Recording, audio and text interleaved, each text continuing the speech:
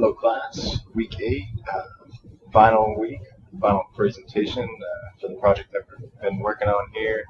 Pretty excited to get this done with, finishing up this class, and also I'll be heading back home at the end of the month, so that's pretty exciting. Finally shaved off the mustache, so I'm feeling much better about that. Basically we're going to start this project out, starting with the glucose and how we're going to build the ATP. So starting basically with week 4, where we started this sheet 7 here, you're going to see that sucrose molecule is essentially fructose binding to a glucose and undergo sucrase, which is going to give you fructose, which can be broken down here into dehydroxyacetone phosphate, which will be used later on in glycolysis. But starting with glucose, this molecule is going to undergo exokinase. Basically, it's going to take off the phosphate off of the ATP, so it's going to consume an ATP, produce an ADP here. Then our next step, which is going to produce glucose 6-phosphate here. This is going to go phosphoglucose isomerase, which is going to give us 6-phosphate. Then again, the next step here, ATP, phosphoglucose kinase is going to rip off the phosphate, producing ATP, consuming an ATP molecule, giving us fructose 1,6-bisphosphate. Here you're going to see the dehydroxyacetone phosphate come back into play. We're going triose phosphate isomerase, giving us glyceraldehyde 3-phosphate. Start working down the second half, glycolysis. We're going to have PI and NAD+. This is where we're going to start to create good things that are going to be used later on to produce the ATP. We're going to produce an NADH here, giving us 1,3-bisphosphate glycerate. This is going to undergo phosphoglycerate kinase, which is going to produce our first ATP. 3-phosphoglycerate is going to undergo phosphoglycerate mutase. These 2-phosphoglycerates, we're going to go amylase. Topoenyl pyruvate, and then the last step of pyruvate kinase to produce pyruvate. So here, the second half here, we know is going to undergo twice, so we're going to produce double this. So 4 ATPs and 2 NADHs. Later on, these are going to come down. You're going to see your NADH here, go through the electron transport chain, ATP synthase, which we'll talk about here in a little bit. Basically, glucose is going to undergo multiple changes, giving us pyruvate here. This pyruvate is going to work itself out here, and then getting down here into the citric acid cycle.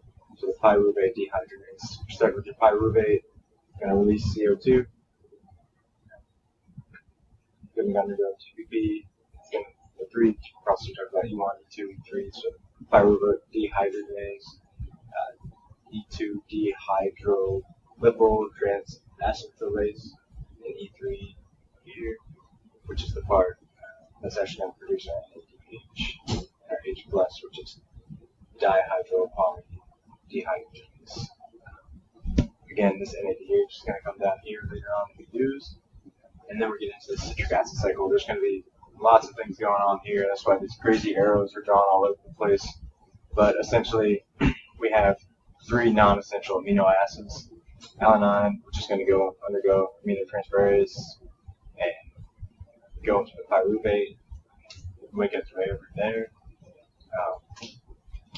Aspartate is going to go aspartate aminotransferase, giving us that oxoalloacetate, which is going to be here. This first product here is going to be next to that pyruvate molecule that we produce. And glutamate, another non-essential amino acid, is going to just give up that hydrogen there, giving us another NADH. It's going to be used later on over here, giving us this alpha-ketoglutarate, which is going to fall into a Krebs cycle here. So the oxoalloacetate molecule is actually going to go with citrate synthase. It's going to take off our coenzyme A of our pyruvate molecule, and it's going to give us the citrate. Citrate is going to undergo cointase, give us their isocitrate, and then NAD+ is going to isocitrate dehydrogenase, producing an NADH. Again, we can come over here. And what that's going to produce is it's going to come into play with our alpha-ketoglutarate.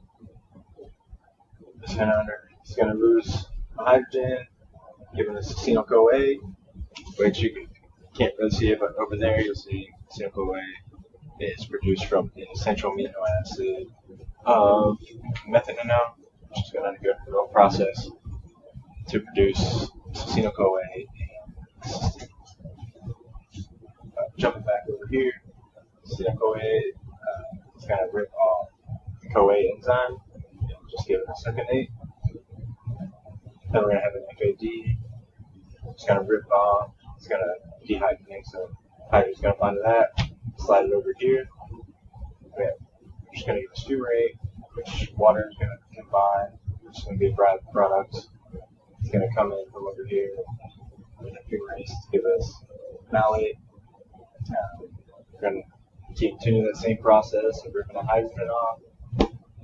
Getting another NADH, which is going to fall into our electron transport chain and giving us oxalated acetate. So that process is just going to keep continuing. All this stuff is kind of happening at the same time all over, but it's also recurring. You want to think of it in sequence. But essentially, all the ATP molecules, we're going to produce 4 up here. And you're like, oh, I thought we were going to produce 30 or more ATP, which we're going to have many NADHs and FADH2s that are going to be products of these here, which we talked about in an earlier assignment, the conversion factors and the rates like that. But essentially, they're going to come over here, they're going to dehydrogenase, so the hydrogens are going to peel off through the electron transport chain. So you're going to have all these hydrogens over here, and they're going to undergo ATP synthase, which basically the ADP molecules and the PI molecules take that hydrogen and the phosphate, and we're going to make ATP molecules. So that's how we're going to get all of the ATP molecules from a single glucose molecule as our starting factor. There's a lot of other processes here that we went through each week that happen to make all these processes happen. But essentially going from the glucose to creating ATP throughout that steps there. So hope you guys enjoyed. If you have any questions or comments, please just let me know. If there's anything I can do better, I'll fix it. Thank you.